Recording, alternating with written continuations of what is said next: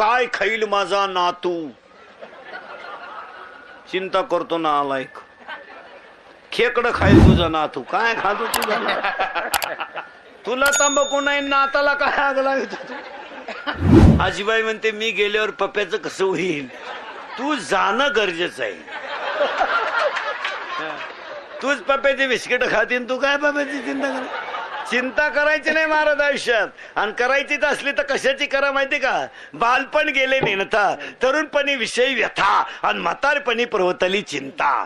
लहानपण गेलं टिंगल्या टवाळ्या करण्यात, तरुणपण गेलं सासरवाडीचं कल्याण करण्यात, आणि म्हातारपण गेलं खाटावर झोपण्यात. भजन करतो कवा आणि खाटावर झाला का यमाला हाक मारतो. यमा उचल मला.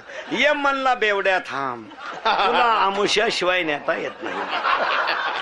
कथा सुईची आवला दे का ना आलाय का. तुला वर नेऊन वरचे बिघडवायचे आहेत का. तुला इथं सुईचं राय ठेवलं हे नशीब.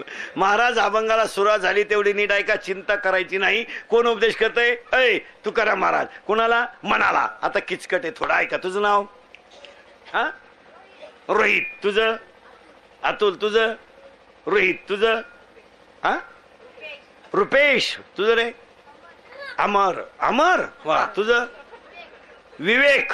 हा नाव पहा चांगले ना. तुझं रे रोहित. रोहित लय रोहितचं नाव काय अनुदान आहे काय.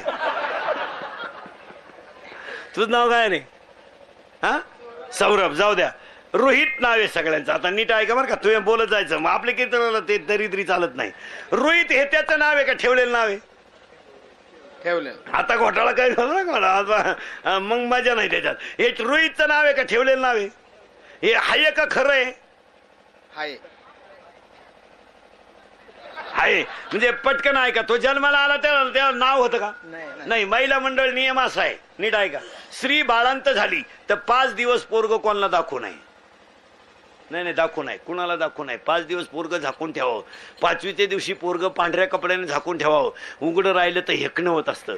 तिथं आजीबाई लागत असते. आता हे मी आज सांगायचं का. हा कारण आहे महाराज त्याच्या कपाळावर सटवी लिहायला येत असते.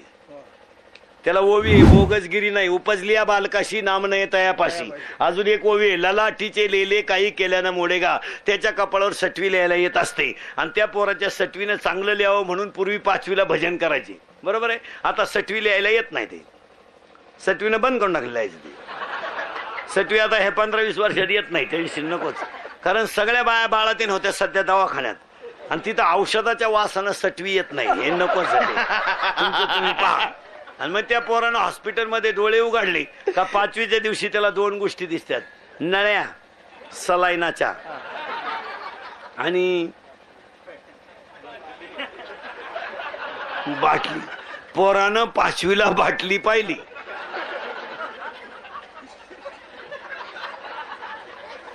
जे बाटलीला बिलागलं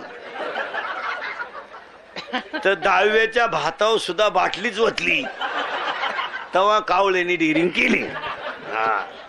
आता त्याचं उत्तर जरा किचकट आहे. सुरुवात झाली. याचं नाव रोहित. बरोबर आहे. मग आता बोला पाठवकाल.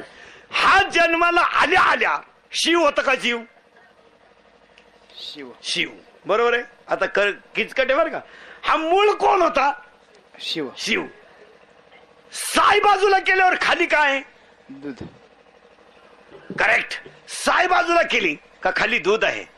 राग बाजूला केली का खाली विस्तव आहे. याच्यामधली माया बाजूला केली का ईश्वर आहे. मग आता नीट आहे का. हा जन्माला आला तेव्हा शिव होता का जीव. शिव. जीव बॉम्बा लाख. शिव का जीव. शिव बरोबर आहे. हा मूळ शिव. याला एक जण चिटकली तिचं नाव माया. मग हा सगळा तमाशा कोणाचा आहे. मायाचा. माहिती ना. हे आपलं रात्रंदिवस कुठाने काय असे चालू ते. हे पप्या गुड्डी बंटी शुटी फ्रीज कूलर गॅस लायटर बनणं शेगडी हिटर बिटर इयर वापे चिंगड्या कांदे गोण्या बकरा अंडे लाटणं पडपट फुकणी उशी तवा संडास बाथरूम किचन ओटा बेडशीट दिवाण चमचा उरगळ उशी गादी तख्या नळ्या नुळ्या खांड खोंड बोंबलं सुगदा अंड दार फलं. कशाचा तमाशा आहे. हा मायेचा तमाशा आहे सगळा. आणि तुम्ही आम्ही कशात गुंतलोय. मायेत. आज माणसाच्या डोळ्यात पाणी येतं याला कारण काय. माया. माणसं एकमेकाला जवळ धरून राहिली याचं कारण काय? माया. आणि आज आईनं मुलानं केलेले अनंत अपराध आई पोटात घालून बसते याचं कारण माया. मुलानं केलेले अनंत अपराध बाप सहन करतो याचं कारण माया. अरे जेव्हा मुलगा दारू पेला तर आई म्हणते पिणारच नाही, पिलेला पाहिला तर आई म्हणते संगतीने पेला असेल, आणि पार पडलेला पाहिला तर आई म्हणते परत पिणारच नाही. याला एकमेव कारण माया. पोऱ्यानं बापाला लाईट बंद करून हाणलं तरी बाप म्हणतो माझंच आहे, मला हाणलं ना हाणू द्या. हा कुणाचा परिणाम आहे? मायेचा. नीट वाक्य ऐका. आणि आज तुम्ही माझे सगळे तमाशा, आज तुमच्या माझ्या भोवती जो तमाशा झालाय तो मायेचा आहे. मग पहिलं वाक्य नीट ऐका. हा मूळ होता रोहित, मूळ होता रोहित, त्याला चिटकली माया आणि मायेमध्ये आला मी. मी मी जोपर्यंत माया नाही तोपर्यंत मी नाही. मग मी आला का दुःख झालंच. मग तुमचं माझं वाटोळं कशाने झालं? मी हे काय, हे काय आपली गाडी आहे मग झोप तिच्या खाली, आपला बंगला आहे टाक ना उडी. वाक्य लिहून घ्या. मी रावण आहे तर नाश झाला आणि मी राम भक्त आहे तर बिभीषण लंका कमवून बसला. मी रावण आहे एवढंच रावण म्हणला तर लंका गेली. आणि आज तुमच्या माझ्या दुःखाचं मूळ काय? मी आहे. आज तुमचं माझं वाटोळ झालं महाराज. काही नाही राहिलं, हे फक्त म्हणायला राहिलंय. काही नाही राहिलं, काही नाही राहिलं माझा, केवळ काय नडलंय मी. आज तुमचं माझं वाटोळ कोणी केलंय? इतकालेचे 10वीला टोनगा आहे, 10वीलाचे शिंगरू इतकंच आहे. मिशी फुटलेलं नाही त्याला आणि ते बापाला दम देतय इतकंच आहे. आतली चड्डी नाही त्याला मोकळय आतून. लाज नाही, आबरू नाही, शरम नाही, वय नाही, काय नाही. मी घालवायचं असेल काय? आमच्या आईनं पाप केलंय महाराज. काय पाप केलं आमच्या आईनं? 3 रंगाचं लुगडं नेसली, रात्रीचं कालवण सकाळी गरम केलं, चप्पल तोंडी तर फडक्यानं बांधली. आमच्या आईनं डोक्याला तेल लावलं नाही, मुलं मोठी केली. हे चूक केली का आमच्या आईनं? आयुष्यामध्ये संध्याकाळी पोरग घरी आलं ना आईला म्हणलं आई उद्या फॉर्म भरायचा शेवटचा दिवस आहे. आमच्या आई आरशापुढे उभी राहिली बाळ.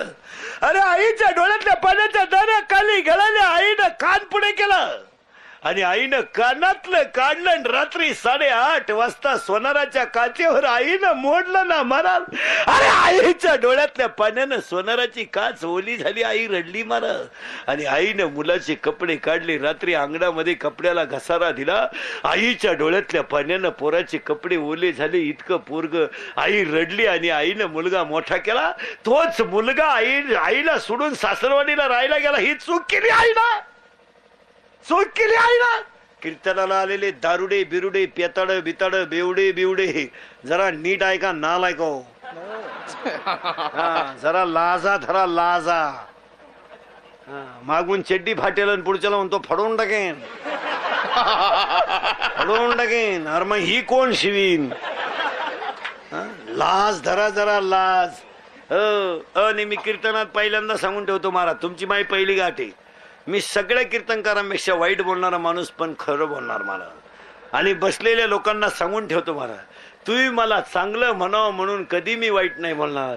तुमचं चांगलं व्हावा म्हणून वाईट बोलेल हे ध्यानात ठेवा. हो, आणि मी वाईट बोलत्याचं उत्तर तुम्हाला सांगून टाकतो महाराज. सांगून टाकतो महाराज. आयुष्यामध्ये नीट वाक्य ऐका. आम्ही तुमचे म्हणून तुम्हाला तासलं पाहिजे आणि तुम्ही आमचे म्हणून निम ऐकलं पाहिजे.